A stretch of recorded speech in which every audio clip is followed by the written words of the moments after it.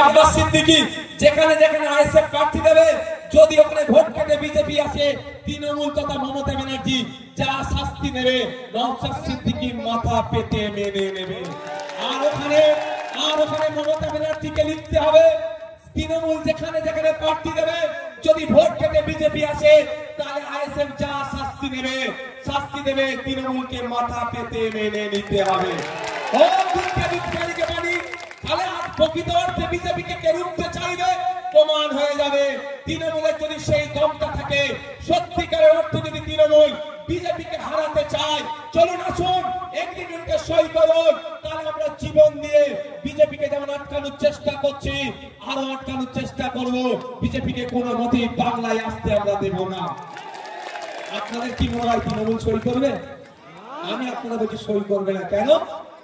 যদি বিজেপিকে আটকাতে চাই, ভাইপোকে তাহলে গ্যারেজ করে দেবে। তো যদি বিজেপিকে আটকাতে চাই, এই তোলাবাজ নেতাগুলোকে গ্যারেজ করে দেবে।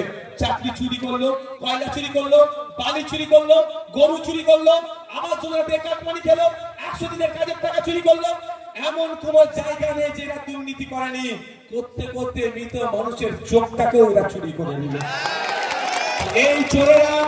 এই চোরেরা বাঁচার জন্য বিজেপিকে পশ্চিমবাংলায় আস্তে আস্তে জায়গা করে দিচ্ছে। এই চোরেদের যদি সাহস থাকে, চোর বলি বলছি এদেরকে চোর বলেই বলছি, যদি এদের সাহস থাকে এগ্রিমেন্টে আসুক, আইএসএফ একদিকে সই করবে, উল্টো দিকে তৃণমূলকে সই করবে, তাহলে দেখা যাক দুধকে দুধ পানিকে পানি হয়ে যাবে। আমরা যদি বিজেপির কাছ থেকে টাকা নিয়ে বিজেপিকে সুবিধা করতে চাই, তাহলে আর সই করবো না। আর কেউ যদি বিজেপির হাত থেকে বাঁচার জন্য, ভাই বোরহাকে জেল থেকে বাঁচানোর জন্য না সই করে, তাহলে আজকের পর থেকে যদি তৃণমূলের বন্ধুরা বলে যে বিজেপি সুবিধা করে দেবে আইএসএফ, তাহলে কি বলবেন আপনারা?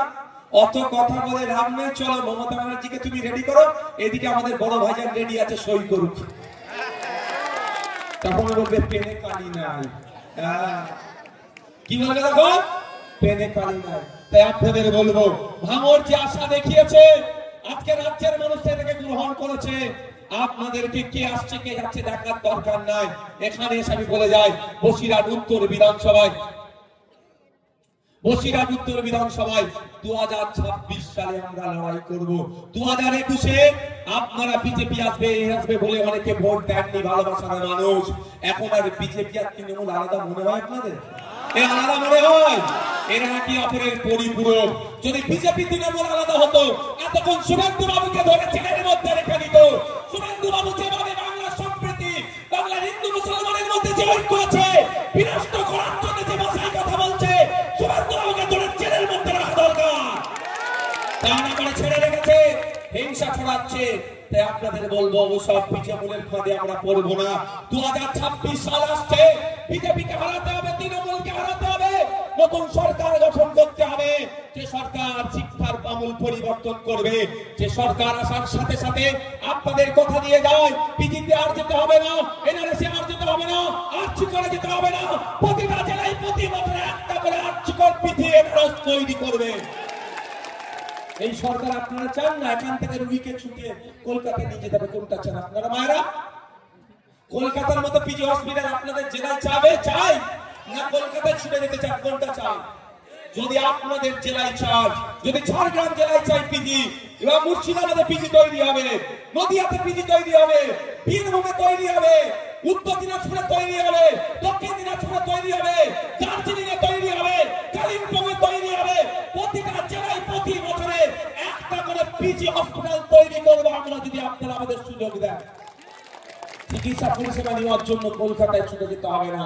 আর একটা কথা দিয়ে যাচ্ছি, 2026 সাল আসছে, বেকারত্বের দিকে মানুষ এগিয়ে যাচ্ছে। আজকে দিনের স্বপ্ন দেখিয়েছিল মোদীজি, কিন্তু বিগত 45 বছরে সারা ভারতবর্ষে যত না বেকারত্বের সংখ্যা ছিল, এই এখন সেই বেকারত্বের সংখ্যা বেড়ে যাচ্ছে। বেকারত্বের জ্বালায় আমাদের যুবক যুবতীরা জ্বলছে, অনেকে সুসাইড করছে, অনেকে মানসিক রোগে আক্রান্ত হয়ে যাচ্ছে।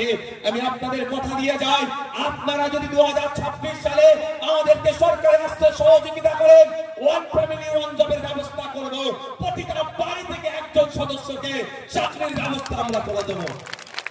কোনো অসুবিধা হবে? সরকার কেন, কিসের জন্য সরকার?